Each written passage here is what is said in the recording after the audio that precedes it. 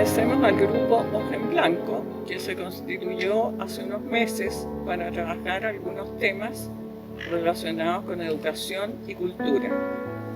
Somos un grupo de personas de distintas experiencias y distintos oficios y trabajos. Hay muchos profesores, académicos, abogados, escritores, periodistas, bibliotecarios, etc. Tenemos dos documentos, un documento sobre educación y constitución y un documento sobre cultura y constitución, y ahí expresamos lo que pensamos que deberían ser esos temas en una nueva constitución. Estamos con María Eugenia. Ella estudió en el pedagógico, de origen profesora de francés. Tempranamente se interesó en la literatura y en los temas medievales. Ha trabajado como académica en la Universidad de Chile durante muchos años. Fue directora del Departamento de Literatura y decana en 2 periodos de la Facultad de Filosofía y Humanidades entre 2010 y 2018. Con María Eugenia compartimos el deseo de que haya un cambio constitucional. Y le preguntaría a María Eugenia, desde tu propia experiencia, ¿qué cambios te gustaría ver reflejados en una nueva constitución y en relación a tu propia experiencia y a lo que piensas necesario para nuestro país? Yo creo que en realidad es un tema muy amplio el que estamos empezando a abordar, y creo que probablemente somos muchos los que estamos pensando en qué hacer en materia de educación en nuestro país, y específicamente en este momento que es tan crítico, diría yo, ¿verdad? Y que necesitamos estar como muy claros con respecto a lo que esperamos de la nueva Constitución y de la Comisión Constituyente. A mí me parece que una de las cosas principales, y que parece algo quizás muy lejano, pero no menos importante, es volver a centrar la atención del Estado en la educación pública, que ha sido efectivamente dejada de lado desde hace ya varias décadas. La educación pública no es una utopía, ¿verdad?, a la que aspiremos y que nunca hayamos tenido. Creo que una de las cosas que a mí más me impresionan es que por lo menos muchos de nosotros que tuvimos la suerte de vivir en esa época, pudimos estudiar por una parte en colegios particulares, pero también en liceos fiscales, como se les llamaba, ¿verdad?, y en una universidad del Estado, como era en el momento que yo estudié en la Universidad de Chile, en el Instituto Pedagógico. Por lo tanto, sabemos que esa importancia, esa centralidad de la educación pública, con toda la calidad posible y con toda la cobertura posible, que sin duda en eso hay un avance, es lo principal como meta en un sentido muy amplio.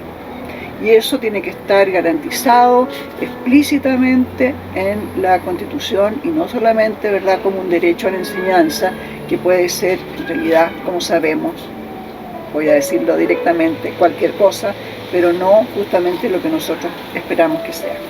Desde nuestro punto de vista, el modelo neoliberal sin duda ha afectado mucho la educación en todos sus niveles en Chile, y se ha perdido la necesaria identidad con los ciudadanos, se los ha dejado de ver como personas.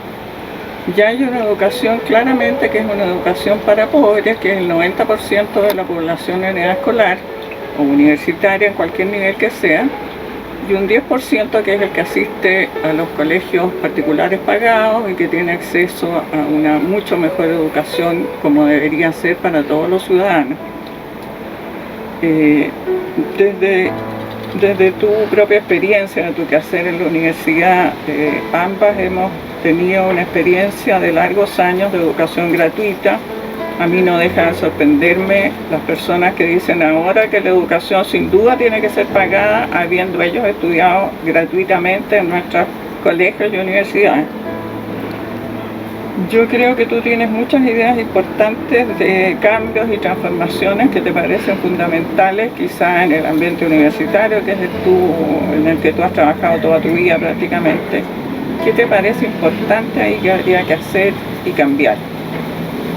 En el trabajo que yo he hecho ya durante muchos años en la Universidad de Chile, y habiendo en realidad habiendo tenido diversos cargos, digamos, habiendo conocido bastante de dentro, creo, la universidad, creo que hay un momento, ¿verdad?, un punto de inflexión, como se dice, ¿verdad?, que se produjo en el año 1981 y a raíz de la creación de una nueva ley universitaria, y entre otras cosas gravísimas, ¿verdad?, y esto creo que tuvo incidencia en todo el sistema educacional chileno, es la separación de las pedagogías de las universidades. Las pedagogías dejaron de ser una carrera universitaria y podía ofrecerla, digamos, prácticamente cualquier institución.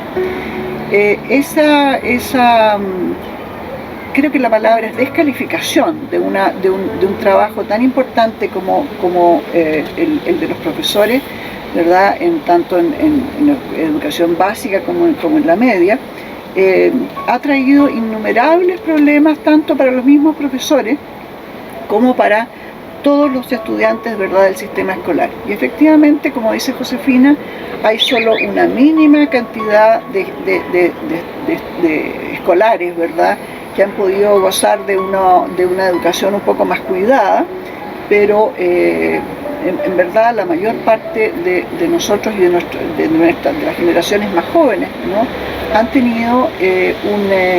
han sufrido una disminución de la riqueza y de la calidad de la enseñanza que pudieron haber tenido en generaciones anteriores. Eso, ¿verdad?, me parece que se debe específicamente a esa disposición en la época del gobierno de Pinochet. Pero además de eso, esa nueva ley, ¿verdad?, significó que las universidades del Estado dejaran progresivamente de recibir su financiamiento, como habían tenido hasta entonces. Eso significó que todas las universidades del Estado, a partir de entonces y en forma progresiva, han tenido que autofinanciarse. El tema del autofinanciamiento es sin duda gravísimo, porque como yo creo que ya ha quedado demasiado demostrado, pero hasta ahora no ha habido un cambio, ¿no? El autofinanciamiento significa que los profesores, en definitiva, o las facultades que tienen más recursos, han tenido que buscar sus ingresos, ¿verdad?, de alguna manera, fuera del ámbito universitario estrictamente. Y eso puede ser a través de proyectos de investigación, pero también ha sido en la práctica ofreciendo servicios, por ejemplo, a los laboratorios farmacéuticos, a las empresas, ¿verdad?, a la construcción, como en el caso de la Facultad de Ingeniería con su IDIEM, ¿verdad?, estoy dando un ejemplo concreto, pero hay muchos en ese sentido. Y entonces la dependencia tanto de las universidades en sí, como de los profesores que trabajan en ella, que trabajamos en ella, la dependencia de ingresos externos a la universidad significa, por una parte, una competitividad que es absolutamente antiuniversitaria y que además yo creo que en la práctica ha destruido nuestras relaciones personales, porque ya estamos no entre colegas, no entre gente que trabajamos juntos, ¿verdad?, sino que entre competidores. Se habla de la competitividad, ¿verdad?, como si fuera un bien, ¿verdad?, como si fuera algo positivo, cuando los que lo vivimos sabemos que en la práctica es lo peor que nos puede suceder. Y no solamente lo peor que nos puede suceder a nosotros como profesores o como grupos de profesores, sino que también eso alcanza a nuestros estudiantes. Pues nuestros estudiantes ven y saben, y nos lo han dicho, y de maneras de repente bastante claras, ¿verdad?, y dolorosas para muchos de nosotros, que nosotros no les importamos, que nosotros no estamos con ellos, que nosotros no estamos haciendo clase con gusto, que lo único que queremos, ¿verdad?, es tener proyectos de investigación que signifiquen más ingresos. Eso es una cosa que hay que cambiar, y y eso lo digo con dolor, a pesar de que hay mucha conciencia, por lo menos entre muchos académicos de la Universidad de Chile, por ahora, esa ley, ¿verdad?, y esa obligatoriedad, ¿verdad?, que todos experimentamos de tener que obtener recursos fuera de la universidad, no han cambiado, más allá de los discursos de las autoridades universitarias, ¿verdad?, y de la voluntad que muchos de nosotros podamos tener en ese sentido. Yo estaba recordando en este momento lo que pasó el año 98 con las casas Copega. Y yo creo que aquí en Chile, la dictadura, que significó un silencio social feroz durante muchos años, hizo que hubiera una relación terrible entre calidad y cantidad. Y las casas Copega fueron una respuesta a darle habitación, entre comillas, a muchas familias a costa del silencio de los arquitectos, del colegio de arquitectos, por ejemplo, de que era imposible tener casas de tan mala calidad que se vinieron al suelo literalmente con el agua, y las vimos todos, recordaremos algunos, por lo menos los mayores, con los edificios y las casas tapadas con plástico. Yo creo que en educación ha sucedido lo mismo. El 100% de cobertura que tiene la educación en los niveles por lo menos básicos y medios en este minuto atenta contra la calidad de una educación que se entrega a sabiendas de mala calidad, pero se cumple con el 100% de cobertura. Yo creo que ahora hay una experiencia que ha abarcado desde los colegios básicos y liceos y universidades, en que la pandemia ha afectado el quehacer universitario cotidiano, donde ha debido realizarse un proceso educativo en una presencia mediatizada por el computador, por internet, etc., donde ha quedado también al desnudo la creencia falsa de que todo el mundo tiene acceso a internet, todo el mundo tiene computador en su casa.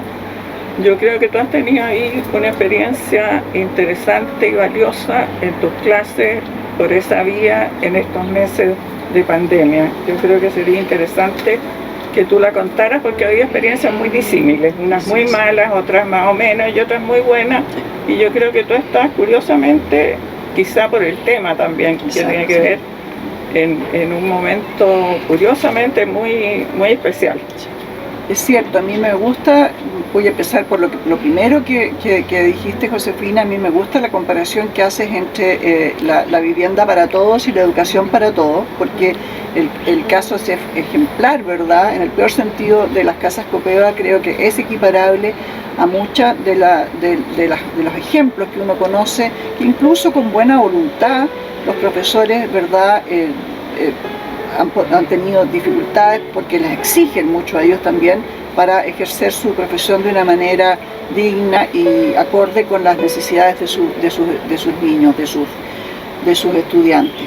Entonces yo creo que ahí también hay un tema muy, muy complicado en el que hay que repensar la profesión docente.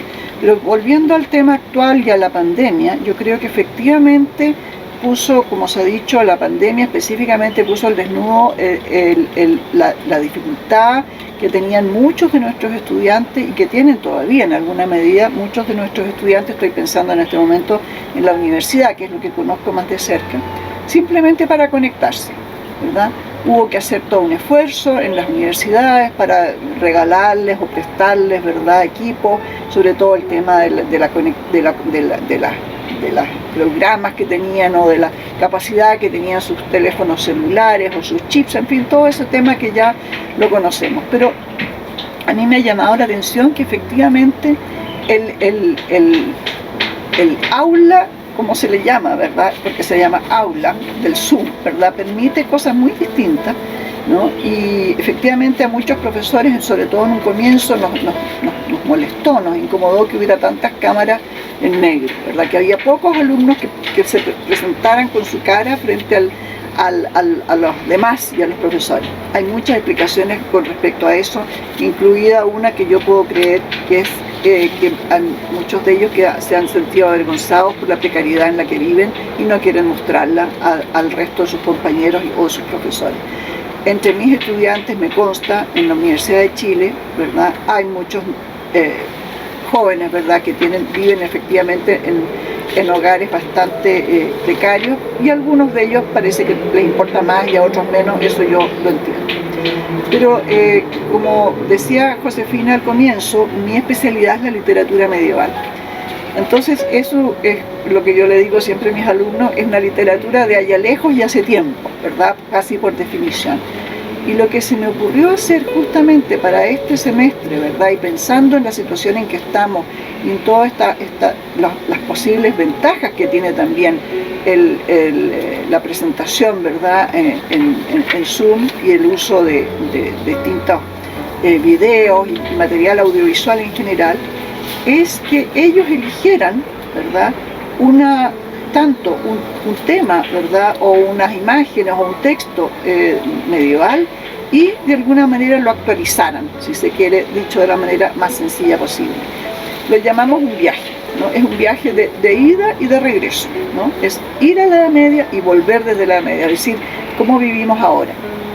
Y en ese sentido, este viaje de ida y regreso, tengo que decir que resultó para ellos, pero sobre todo para mí, una verdadera alegría, porque creo que no tengo otra palabra para decirlo. O sea, fue algo muy placentero, fue algo entretenido, en que además no solamente mostraron imágenes, sino que aprendieron y supieron reflexionar sobre lo que estaban trabajando. Y en ese sentido, la cercanía, de repente ellos mismos se dieron cuenta que uno puede tener cercanía con mundos muy lejanos en apariencia, pero que al final nos muestran que tenemos una cercanía porque tenemos curiosidad, porque nos gusta abrirnos al mundo. Y creo que lo que uno hace en educación es básicamente lo que uno debería hacer. Si hubiera una sola respuesta en materia de educación en cualquier nivel, es dar la posibilidad de abrirse a otro mundo, de que la curiosidad que todos tenemos de chicos o de adolescentes o de jóvenes ya más crecidos, ¿verdad?, es alimentar esa curiosidad, es pensar, aprender a pensar en lo que estamos viviendo. Y en ese sentido, efectivamente, mis estudiantes tuvieron este semestre, creo que, yo se lo comentaba a Josefina, creo que los mejores trabajos que yo he tenido en muchos años. Es decir, se fueron, voy a dar un solo ejemplo, se fueron a la Edad Media a propósito, ¿verdad?, de todas las marchas, ¿verdad?, durante los meses previos al plebiscito, las marchas del apruebo y del rechazo, y se fijaron especialmente en todos los utensilios, para usar una palabra que ha estado de moda últimamente, ¿verdad?, que usaron los jóvenes del rechazo, ¿no? Y se fijaron en eso porque tenían cruces, tenían banderas del Imperio Español, o sea, una cosa absolutamente, digamos, como reactiva frente a los del apruebo. Y lo que sí también, y pudieron darse cuenta que también los jóvenes del apruebo tenían sus propios símbolos, digamos, empezando por la bandera mapuche, por supuesto, pero también escudo, ¿verdad?, pero también capucha, en fin. Entonces esa reflexión de que los dos estaban como disputándose un territorio, y unos acudiendo a la Edad Media y otros quizás a otra Edad Media distinta, ¿verdad?, o a la intifada musulmana, ¿verdad?, eso fue lo que caracterizó, estoy dando un solo ejemplo, ese trabajo que para mí fue excepcional. Gracias, María Eugenia, ha sido muy interesante escucharte, y seguramente para todos quienes lo escucharán será de gran interés, porque has tocado un tema muy relevante, que es la educación en el sistema de educación superior en la universidad, donde tú tienes una vasta experiencia y has trabajado durante muchos años. Como hoja en blanco, elaboramos, como decíamos al principio, dos documentos, un documento de cultura y un documento de educación relacionados con los cambios constitucionales que queremos, y queríamos leer un par de párrafos de este texto. Esto está dentro de un subcapítulo que se llama Nueva Educación, ámbitos esenciales. El sistema educativo se inundó de conceptos empresariales que se aplicaron sin mayores cuestionamientos ni análisis críticos durante la dictadura y después de ella. La educación pública perdió el norte educativo y se transforma en otra forma de exclusión y de educación para pobres, en una dimensión no conocida antes en nuestro país. Esto marca un gran cambio respecto de la orientación original de la Ley de Educación Primaria Obligatoria de 1920, con todas sus limitaciones y avatares posteriores, pero buscando la inclusión social desde la democracia. La nueva educación que necesitamos debe recuperar el sentido propiamente educativo de aquellos términos que vertebran y orientan sus procesos, despojándolos de la manipulación de un modelo que quiso transformarla en otra empresa más. El objetivo central es poner el acento en los procesos de enseñanza-aprendizaje que contribuyen a que finalmente todas las personas involucradas en ellos aprendan en conjunto, al igual que lo hace la sociedad en ámbitos formales y no formales. Muchas gracias y nuevamente gracias a María Eugenia.